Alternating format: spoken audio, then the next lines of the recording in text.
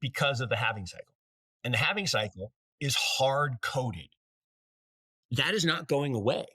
And the supply, so we had the demand shock. That was what I was saying. We had the demand shock, right? We got the approval of these things. So the average person can now start buying. It's now a 1%, actually 1 to 3% allocation in the Fidelity broad portfolio. So they have a portfolio, they have an ETF that is all their other ETFs allocated based on their strategic view. And they have a 1 to 3% weighting and a 1% position in FBTC. It can be multiple things. There doesn't have to be one silver bullet, and there are weird path dependencies. Like one other thing that I think ends up happening in, not just Bitcoin but crypto is these. Have you heard this anti-network effect idea? This comes from Multicoin. It's a pretty interesting idea. It's like the structure of blockchains, because you're trying to coordinate computing resources across this network, and you want each one of those computers to be relatively small and non-performant if you want your token to be a money-like thing. Then basically what happens in bull markets is a bunch of people pour onto that network. Fees go totally nuts. Everyone says this sucks, and then they move on to another network. And what happens in those networks are they raise money from VCs. There are these weird lockup sorts of things where people raise money at a discount. They give them a 2-year lock. And so everyone raises money at a discount, then they dump their tokens 2 years later. And so there are these weird structural dynamics to these markets as well that originally you could trace it back to the liquidity cycle. You could trace it back to the halving, but that path dependency has kind of. I like those guys. We invested in them. I like them. I think they're smart, and I think it's a good argument. I think the funny thing is it's not new. It's just not new, right? People have been raising money at a discount as insiders, and then selling to the unsuspecting public for centuries. I mean, you can go back in the 1800s, in 13% of our trade is in dollars and 34% is in yuan. So who's gaining economic power, right? If we believe the world reserve currency, kind of 1971 petrodollar standard, if we believe that, which I think we should, because there's a lot of evidence to support it, that's being weakened by the policymakers' decisions to sanction and force these other countries. Like if you look at Iranian oil production, pre-sanction, post-sanction, straight line up. Well, why? They're going to find a way to sell their oil someplace else. I don't know. Yeah.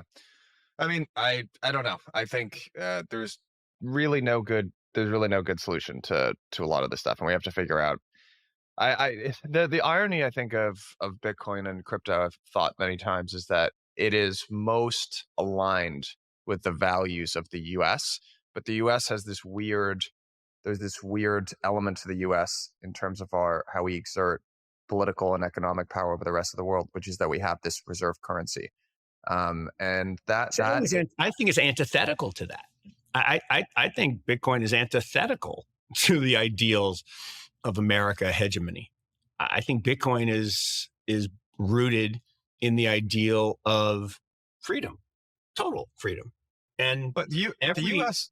Do you not think the U.S. And we're on an unsustainable path. And I don't know how you feel, but I know how I feel when I watch our leadership talk about economic decisions.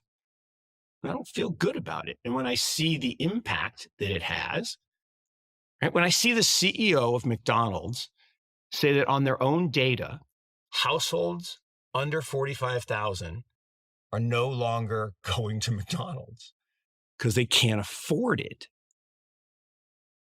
He actually said that out loud on a recorded line. He said they're being forced to cook at home because a Big Mac meal cost $18 in some places. Are you kidding me? That, and again, if you want to believe that's just an accidental result, like the runaway train, right? No one meant for the train to be going 80 miles an hour with no one on it, running it. It was a series of small little accidents that accumulate. We can believe that. Or we can believe there's intent that there is an intention, and I talk about this all the time, Dictator Playbook 101. If you want to be absolutely in power, there's tons of examples of this in history. What do? You impoverish the masses and then give them it was definitely true in a place like Russia. Putin wasn't a really rich guy. Now he's a super rich guy. But why is it that everyone, and I do mean everyone, representatives, senators, enter that job not super rich? Because the job actually doesn't pay very much. And then they end up, if they're there long enough, super rich. Yeah, the incentives are broken. I agree with that. This is again. So I mean, why is that? Well, the reason is how could AOC go from a negative net worth to a $13 million net worth? Where'd the money come from? Why do people why is it even allowed, in my mind, that a family member could sit on the board of a country where we're giving foreign aid? That seems weird to me, right? I have to disclose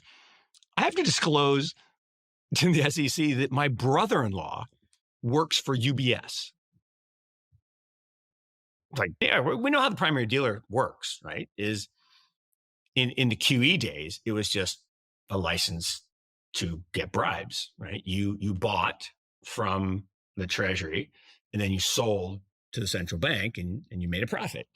And in a QT world, that doesn't work.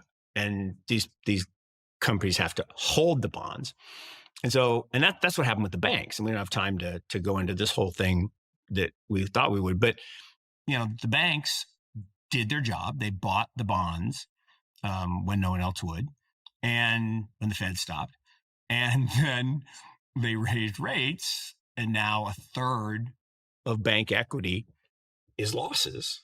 That's a bad place. And we're going to see, we already saw it this week with New York Community Bank. Is that the name of it? New York Community Bank. Yeah. NYCB. Collapsing. And a handful, there was like a dozen others that stocks are down 40, 50, 60, 70, 80%.